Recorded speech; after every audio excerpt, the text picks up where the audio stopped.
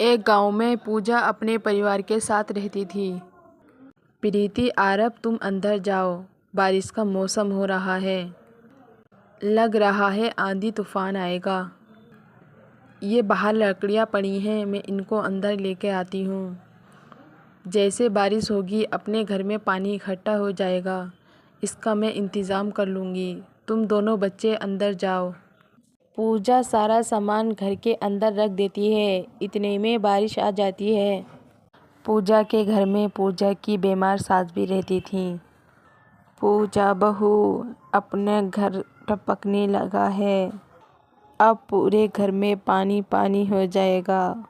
हाँ माँ जी, आप परेशान ना हो, तुम यहीं बैठी रहना।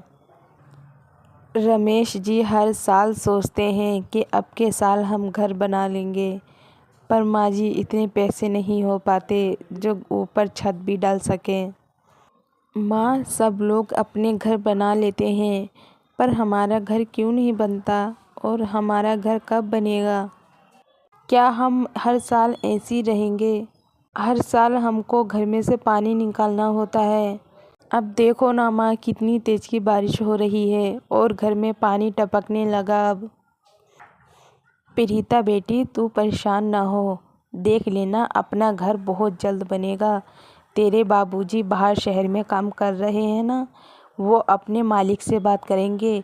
अगर वो उधार में पैसे दे देंगे तो अपने घर बना लेंगे।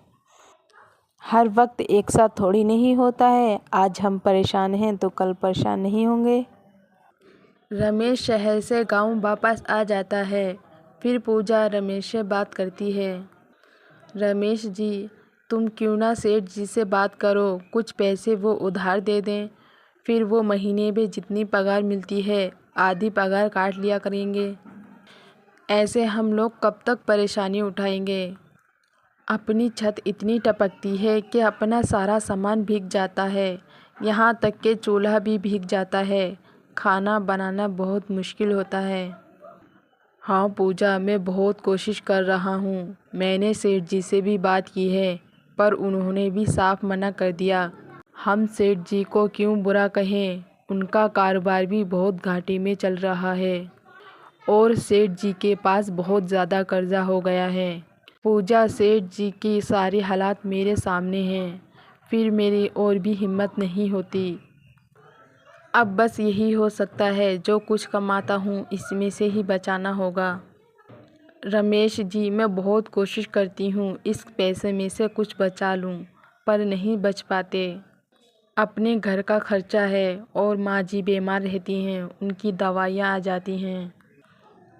बेचारी माँ जी भी हमारे साथ बहुत परेशान हो रही हैं। इधर पूजा का परिवार बारिश से परेशान था और पास में अमीर लोग बारिश के मज़े ले रहे थे। अरे वाह, कितना प्यारा मौसम है ना रोहित जी? ऐसा मौसम तो रोज़ हो, और ऐसे मौसम में नहाना कितना अच्छा लगता है। हाँ सीमा, ये मौसम तो बहुत ही अच्छा लगता है और तुम्हारे साथ नहाने में तो और मज़ा आता है। चलो चलो बच्चों, अंदर चलते हैं, अब कपड़े पहन लेते हैं। बारिश में नहाते नहाते ठंड लगने लगी। आप सब लोग तैयार हो और मैं आपके लिए गरम गरम पकोड़े बनाती हूँ। उधर गरीब परिवार बारिश की बूंदों से बहुत ज़्यादा परेशान था और यही इंतज़ार कर रहे थे कब बारिश रुके। और इधर अमीर परिवार खूब बारिश का एंजॉय कर रहे थे, बारिश के फुल मज़े ले रहे थे। जैसे ही बारिश रुक जाती है, पूजा सबके लिए खाना बना लेती है। घर का सारा पानी वो घर के बाहर फेंक देती है और घर सूख जाता है। अगले दिन पूजा अपनी पड़ोसन के घर जाती है। सीमा दीदी, आज मैं तुम्हारे घर किसी काम से आई हूँ। हमें कुछ पैसों की ज़रूरत है, तुम हमें कुछ पैसे दे दो, हम तुम्हें थोड़े थोड़े करके दे देंगे। जब भी बारिश होती है हमारा घर टपकने लगता है। हम अपनी छत की मरम्मत कराएंगे। कई लोगों से हमने पैसे मांगे हैं, पर सब ने मना ही कर दी। सीमा दीदी, तुम तो हमारी पड़ोसन हो, तुम हमारी मदद नहीं करोगी तो कौन करेगा? और हम तुम्हारे पैसे जल्दी वापस कर देंगे। पूजा की ये बात सुनकर सीमा बोलती है, पूजा दीदी, मैं तुम्हें पैसे कहाँ से दूँ? क्या तुमने मेरे घर पे पैसों का पेड़ लगा रखा है जो मुंह उठा के चली आई मेरे घर मांगने? सीमा की ये बात पूजा को बहुत बुरी लगती है। फिर पूजा मन उदास करके घर वापस चली जाती है। पूजा के परिवार के बहुत मुश्किल से दिन कट रहे थे। अब पूजा भी मजदूरी करने लगती है। जितने पैसे पूजा के पति कमाते थे उनका खर्चा करती थी और अपने सारे पैसे इकट्ठा जमा करती थी। ऐसे ही पूजा के कुछ महीने कट जाते हैं। पूजा के पास अब अच्छे खासे पैसे हो जाते हैं। पूजा उन पैसों से नई छत डलवा देती है।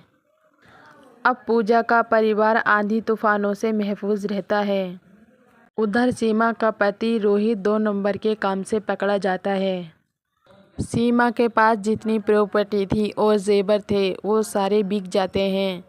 सीमा अपने पति को छुड़ा लेती है। अब सीमा के परिवार के ऊपर कोई छत नहीं थी। तभी पूजा आती है। अरे सीमा दीदी, रोहित भैया, तुम बाहर क्यों खड़े हो?